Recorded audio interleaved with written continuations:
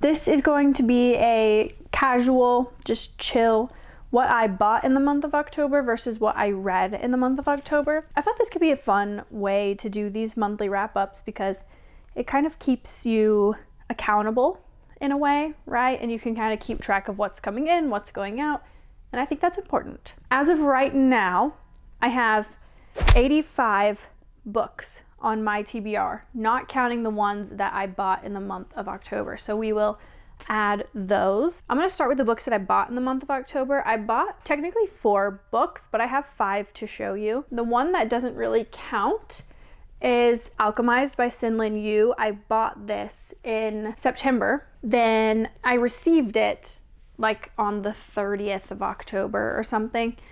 So yeah, I'm excited for her though. You know, everyone freaks out about this book. Everyone says that it's amazing, super good. I think I've only seen like one, not even a bad review. It was just kind of a meh review of it, but everything else has been a really good, positive review. But this edition is stunning. Look at her. I didn't even, look at this flop. Gorgeous.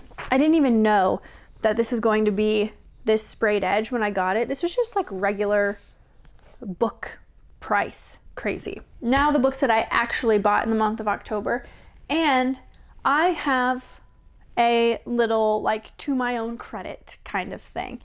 I bought these books on the 31st of October. The 31st is my birthday, and so I did a little book shopping on my birthday. So technically I did not have time to read any of these books in the month of October to make it count towards my TBR, you know, whatever, okay? A little bit of a in my defense, right?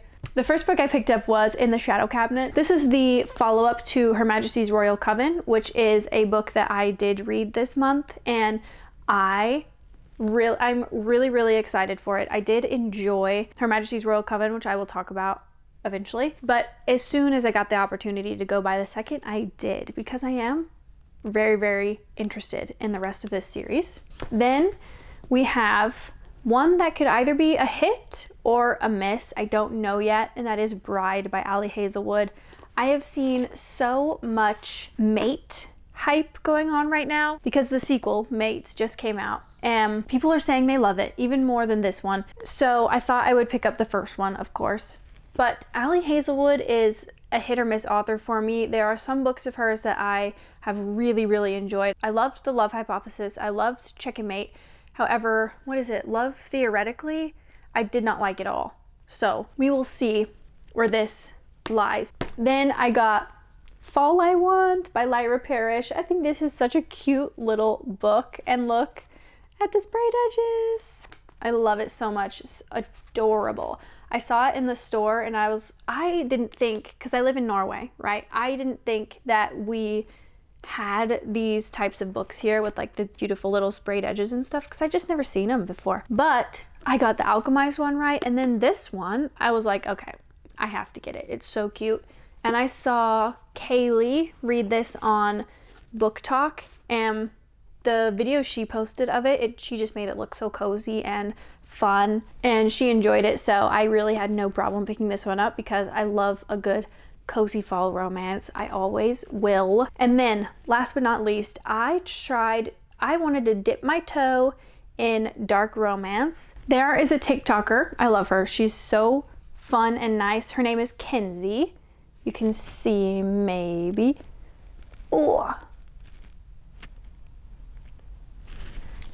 Her TikTok is so good, but she is a dark romance girly, and she made me very curious about the genre. So I decided to pick up Lights Out by Nevessa Allen, right? And I've been advised to listen to the audiobook and not just read the book because it makes it better, makes the story better, I guess.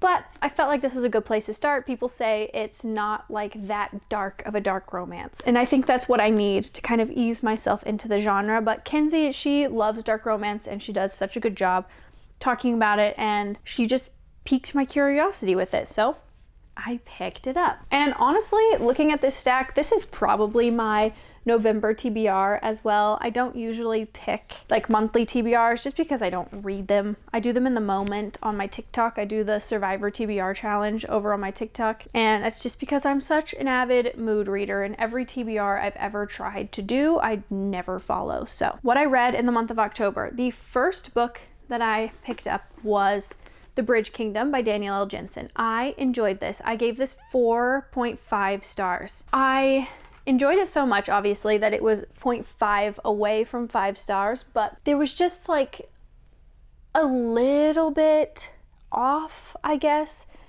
You know, when you read a 5-star book, there's a feeling, of course. You're like, oh yeah, this is a 5-star book. I didn't have that reading this, but I still really enjoyed the story. I still really liked being there. This is another marriage of convenience. We are following Princess Lara and King Arin. Basically, Lara and Arin have to get married to form an alliance for their 2 kingdoms, but Arin's kingdom controls something called the bridge. Basically, this bridge is a very powerful thing to own, right? You control a lot in the world with this bridge. And so Lara is kind of sent there to bring down King Arin. And the story unfolds from there. So it's a marriage of convenience, and she's kind of a spy, assassin, whatever you want to say. It is good. It is really good. Then we got one that prevailed through Survivor TBR, and I was so excited to read this book, and she just completely disappointed me, and that was From Blood and Ash by Jennifer L. Armentrout. I ended up DNFing this, so technically I guess I didn't read it, but however, it is going to go off my TBR for now because I just have no desire to read it anymore. Basically, we're following Poppy. Poppy is something called the Maiden, and she is never to be touched, never to be looked upon, never to be spoken to, never to experience pleasure until she can do her ascension, basically, which means she's like closer to the gods, to be found worthy of the gods. And yeah, then she gets a bodyguard, and he's of course very handsome and, you know, gives her all the things that she feels like she's missing out in life. But I just found it extremely repetitive and boring. Like, I don't know, it just wasn't interesting. It didn't get to the point fast enough. Like, you had these really cool at first sort of monsters or enemies that resemble vampires, right? You get a little taste of it in the beginning, because someone ends up dead and they have like 2 puncture holes in their neck, right? So you're like, oh, it's like a vampire type thing. And I was so intrigued by that. But then it just took forever for it to get interesting and for it to really get into the nitty gritty of the story and the plot. So I DNF'd it. Then we read The Reformatory by Tanana Reeve-Dew. This was so good. This was so good. I gave it 5 stars. We are following Robert Stevens Jr., and he goes to the Reformatory, the Gracetown School for Boys. This school is controlled, of course, by first, the story is set in Jim Crow, Florida. So this school is a reformatory school for boys who have misbehaved or whatever. And Robert Stevens Jr. is there because he was trying to protect his sister from a white boy. And so 12-year-old Robert Stevens went to court, and he was sent to the reformatory, and he's able to see these ghosts. It is the ghosts of the boys that have died there before, and it's kind of up to Robert Stevens to uncover the mystery. Why are they still there? Why are they still haunting the place, walking around? And it is really good. It is so good. There's a twist in the middle there that is just like, what? It was spectacular. Tanana Reeve-Dew, she is such a good writer. She did such a good job with this book. And it is actually based off of a real place and a real person. Robert Stevens is her great uncle, and he died when he was 15 years old at the Dozier School for Boys in Marianna, Florida in 1937. So it is a real place, and a lot of very tragic things happened there. And the reformatory kind of touches on those things as well. Eye-opening in general, because I didn't know that this place was a thing until I read this book. So it's very interesting to kind of dive into the history after reading it as well. And she gives you a lot of really good resources in the back here, like books to read about the Dozier School and things like that. So she just did a really good job, and this was a 5-star read. Then I read Misery by Stephen King, and this was also a disappointment. I tried to pick this up last year. However, I DNF'd it because I thought it was boring and confusing. So this year, imagine my surprise when I read it and it was still boring and confusing, but I finished it. I ended up giving it 1 star. I listened to the audiobook too because I thought, okay, maybe that can help me kind of push through it. I will be able to at least get through the part that I didn't like last time. We're following Paul Sheldon. Paul Sheldon gets into a bad car accident and he is found by someone named Annie Wilkes. Annie Wilkes is Paul Sheldon's biggest fan.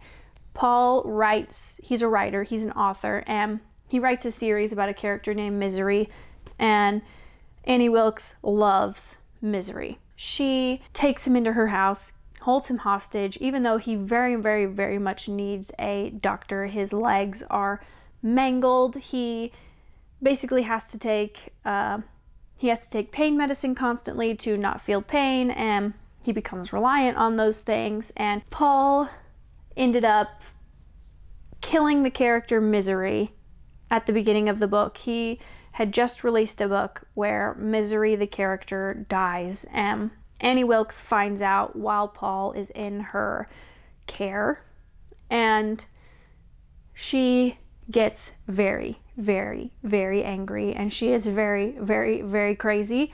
So the story ensues from there. I just thought that it was kind of weird and confusing and boring. Even though it sounds like a lot could happen, a lot really doesn't happen, and you're kind of just yelling at Paul to fucking do something, right? You're like, dude, I understand your legs are mangled, right? But like, you've had a ton of opportunities to just do something. I didn't like it. It was 1 star. I'm not totally writing off Stephen King yet, but for now, at least I am.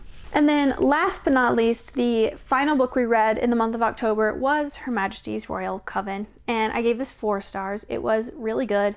It gave cozy fantasy vibes, basically. However, it was more high stakes, more political than a normal cozy fantasy. But it gave those feelings, those similar feelings to me. And I think that's why I enjoyed it so much. Really, I loved the women, I loved the witchy aspect, and I just thought it was really fun. It was really fun, really good. Like I said, we're following a group of women, and they are witches, they are friends, they have been friends for years. There is a prophecy that may or may not be fulfilled, and it will destroy everything. So it's kind of up to these women to fix that and figure out what happens. And it was just really good. It was very cute. I really enjoyed it. Okay, that is it. That is all the books that I bought and read in the month of October.